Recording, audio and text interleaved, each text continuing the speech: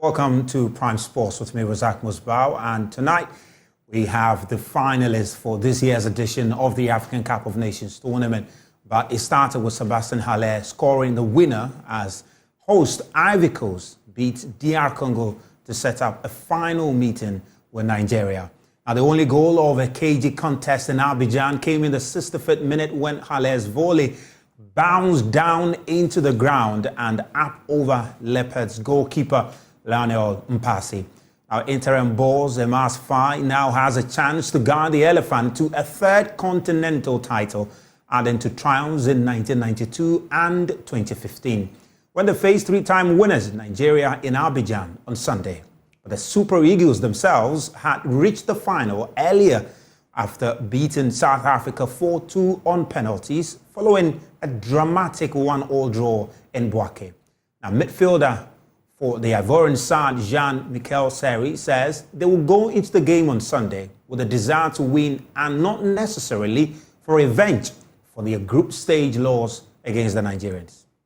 Lovely. And that's Jean-Michel Seri there saying they are not going to look out for revenge against Nigeria. With lost to Nigeria in the group stages, 1-0 it ended there, and we'll be playing the final come Sunday. Well, Daniel was the one, Daniel Cranton of Joy Sports, who's currently in Abidjan, did interact with Seri on there. But Daniel, thanks for making time. But just tell me, is that the mood in Ivory Coast at the moment, that they are not necessarily looking for a revenge on Sunday, but just hoping to complete the host and win agenda?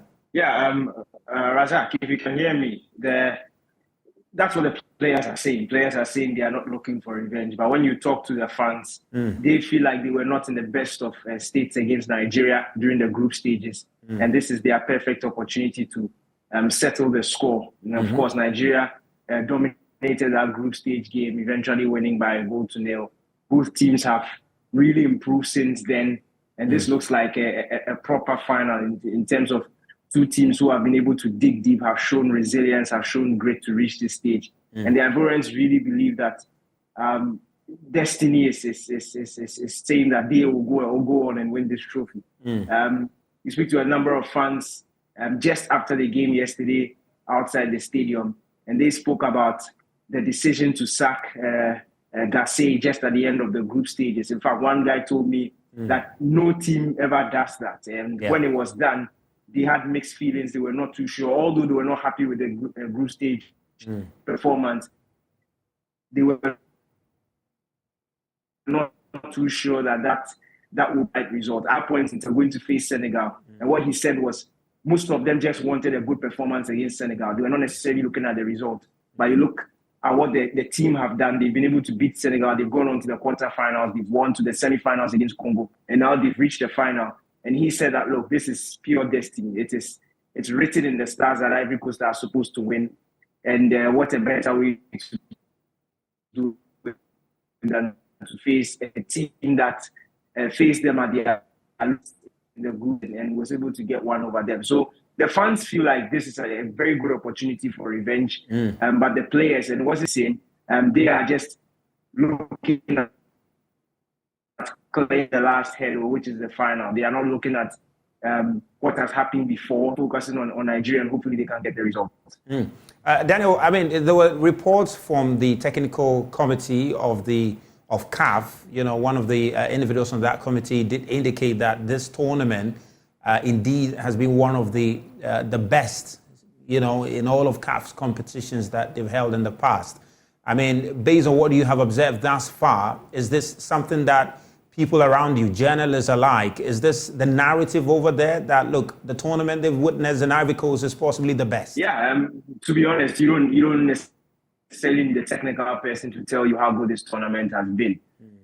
It's receiving wide praise from everybody. In fact, if you just start with officiating, everybody is talking about the fact that officiating in this tournament has been top-notch. You look at the use of VAR, the effectiveness of VAR throughout the competition, and it's basically been a point of reference, positive a point of reference for all the leagues around, all the competitions around, how swift and how very efficient that VAR has been used in the competition. When you talk about the quality of football also, You look at the goals that have been scored in the competition, the intricacies of coaching, how very good tactically disciplined teams have been, and also the storylines. Storylines is that's what it makes competition. We saw at the World Cup in Qatar where we had fantastic storylines all over. This AFCON has also played out to be a fantastic storyline from day one till now.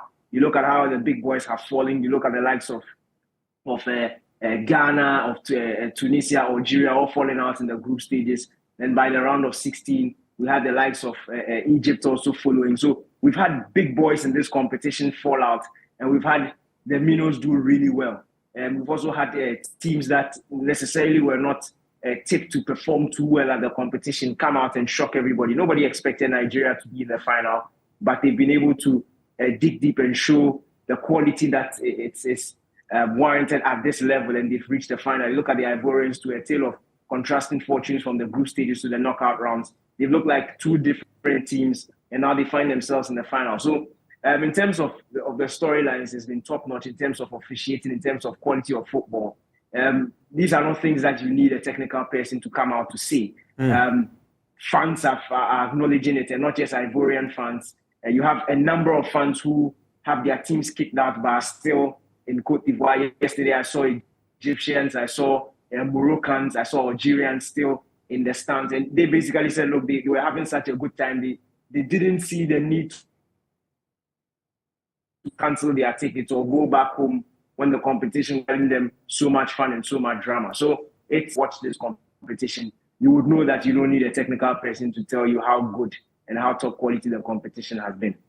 Daniel, thank you very much. And of course, we'll come back to you tomorrow as we build up properly to that third and fourth place on Saturday, then the final itself on Sunday. Daniel Crantain, currently in Abidjan, joining us over there. But this is how the host nations have fared whenever they've made it to the finals of, have fared actually, this competition since 2004. And just look at it, Tunisia hosted it and won it in 2004. Egypt hosted it, won it. Ghana came third. Angola quarterfinal.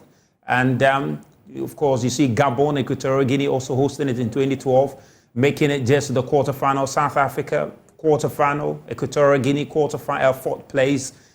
Gabon could not even exit from the group stage. Then in 2019, Egypt could only manage the round of 16. In 2021, Cameroon also could only manage the third place.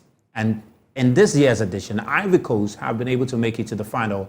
And the big question is, will they be able to repeat the Tunisia and Egypt narrative of hosting it and winning it come Sunday? That's a big question, and we'll all wait for it to be answered on Sunday. Now, the Arsenal Football TV media crew, led by Robbie Lyle, have arrived in Ghana. They arrived yesterday ahead of Sunday's watch party at the Legon City Mall. The team will be looking to explore other parts of the country during their stay in Ghana before the big event on Sunday. Now, while the Premier League game between Arsenal and West Ham United will be the main event on Sunday, other games that will be part of the viewing party include the fixture between Aston Villa and Manchester United. And joining me via Zoom is the founder and the team lead at the AFTV, Robbie Lyle, on Zoom now. Robbie, welcome to Ghana, and really good to have you. Akwaba. So, thanks for having me. You know, having a great time at the moment in Ghana. Really looking forward to the watch party on Sunday. Amazing stuff, amazing stuff. Now, we're going to come into the watch party, but we're just talking about the AFCON. I know you've been monitoring the AFCON. What has been your impressions of it so far?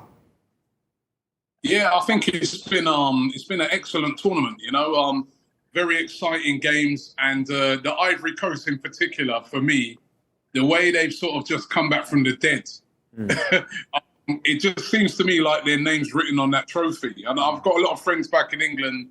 They're big Nigerian fans, but I just got a funny feeling that Ivory Coast, the way in which they progressed through this tournament, last minute, is, you know, it's like their name's just written on that trophy. So, but the final's going to be brilliant. Interesting. Just for your colleague over there, if you can just help us appreciate your member close to you, just by way of introduction, so we can just get his thoughts also on the AFCON. Just the next person sitting to you. Well, what do you also make of the AFCON so far? I mean, Robbie is tipping Ivory Coast to clinch it. Not sure if you're leaning towards Nigeria, are you? To be fair, Ghana and Nigeria go a long way back, so I'd give it to Nigeria. And my name is Joseph. I'm the founder of AEG Sports Management. So my agency brought Robbie to Ghana. Amazing stuff. So you are leaning towards Nigeria, right? You're leaning towards Nigeria. But let me just stay on you though. In terms of officiating, there's one thing that has really come up because you guys follow the EPL a lot. Robbie, likewise, you follow the EPL a lot. There's been a lot of talk about the officiating, the use of the VAR. I mean, what has been your impressions of it at the AFCON thus far?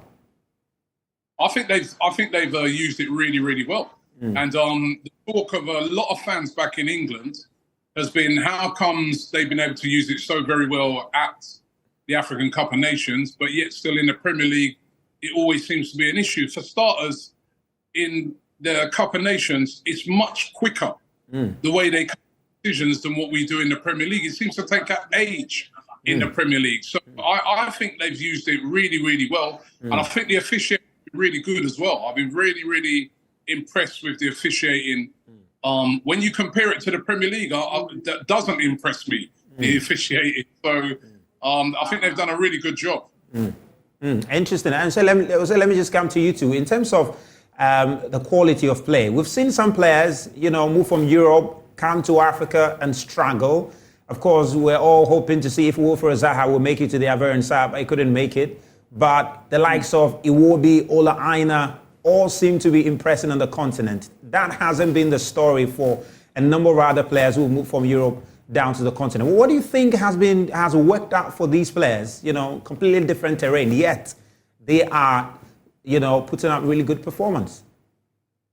I don't know, because there have been like some star players that, star for their teams in football, and they've had like quite average tournaments, you know what I mean? So, I mean, the obvious one was like, I know he got injured, but Mo Salah, I was expecting him to be amazing in the tournament. I know, as I said, I know he got injured.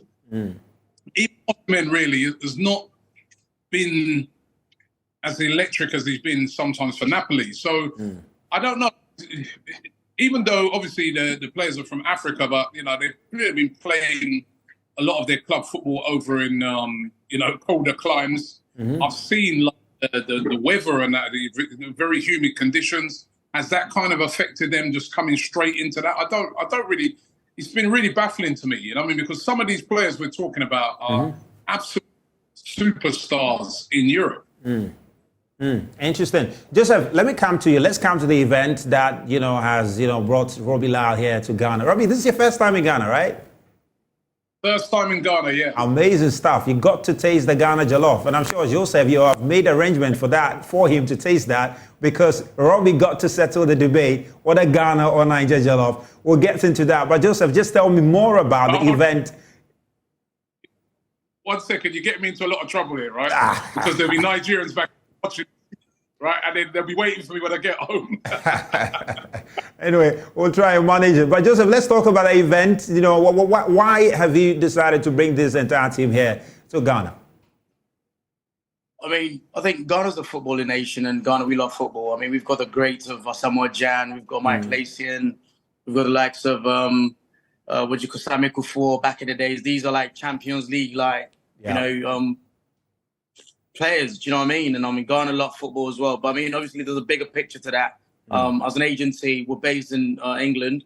We're bringing an event in Ghana called the African Football Expo, which is one of the biggest expos you could ever have in the world. It's essentially providing opportunities for young athletes in Ghana who've got no sort of form of support, to be able to promote them and to be able to give them an opportunity to showcase what they can do. And obviously, that dream of playing top tier football. I mean, I always say, if you look at Sadio Mane, I don't know where you're from, mate, but if you look at Sadio Mane, if let's say Kumasi or Takoradi has 5 Sadio Manes, that's real development right there. Do you know what I mean? And it goes a long way to affect other people in a positive manner. So there's a big to that. But obviously, one thing first, AFTV, the biggest fan group channel in the world. I mean, how can we have a watch party without having the Don himself in Ghana? And that's why he's in. Very interesting. Of course, we're looking forward to that game between Arsenal and West Ham. And of course, at the moment, Thomas Partey has been injured, so he hasn't been quite in the news in Ghana. But everybody seems to be backing, the star boy himself, Mohamed Kudus. Now he's the talk of town at the moment. So you're likely to see so many West Ham fans turning up, but lots of Arsenal fans also turning up. But but let me just get your thought, Joseph, though, on Mohamed Kudus. I mean, fantastic so far in the English Premier League. Just quickly, what has been the impressions of him, and to what extent do you think he has helped to even raise the image of Ghana in terms of the very fact that they are real football talents here?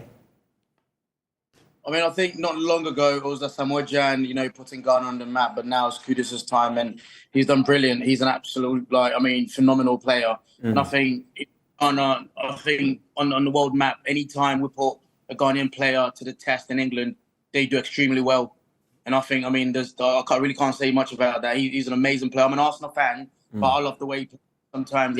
If Kudus is playing against another club that, I think that might affect my team if they win. I'd rather want Kudus to score goals and, get them to lose points. So he's a fantastic player, and he's amazing. And I think that he's opening the door for a lot of young African players as well to be seen and to be given a chance. Yeah, he's excellent. And I must say that in England, we were talking about it the other day, and he's sort of considered as one of the best signings of the summer. Because to come into the English Premier League and to hit the ground running, to start performing straight away is a very difficult thing. We've seen a lot of players this season Enzo Fernandez at Chelsea, Mudryk at Chelsea for big price tags, and they've not hit the ground running, and he's come in and he's done it straight away. So he's been brilliant. But don't write off Thomas Partey. I know he's been in moment, he had a little setback. We were hoping that he was going to be fully fit last week, but Thomas Partey last year was probably our best player up until when he got injured. He was absolutely superb. One of the reasons why a lot of Arsenal fans have just been frustrated because we just want to see him on the pitch. He's an absolutely brilliant player, and we've missed him. We've missed him, so we'd love we can get him back before the end of the season because he's another player flying the flag for Ghana. But we just want to get him on the pitch. He's been really unlucky with injuries, really unlucky. Well, interesting. Robbie and Joseph, we're going to be there on Sunday, and of course we'll be there to cheer the team on. I'm a Chelsea fan, so not sure I'll be rooting for Arsenal, but definitely on the side of Mohamed Kudus, so we'll see how it works out. Guys, thanks so much for making time with us here on Joe News. That's all we have for you on Prime Sports tonight with me, Razak Musbao. We're going to be back same time tomorrow for a special preview to the AFCON final. Do have a lovely evening.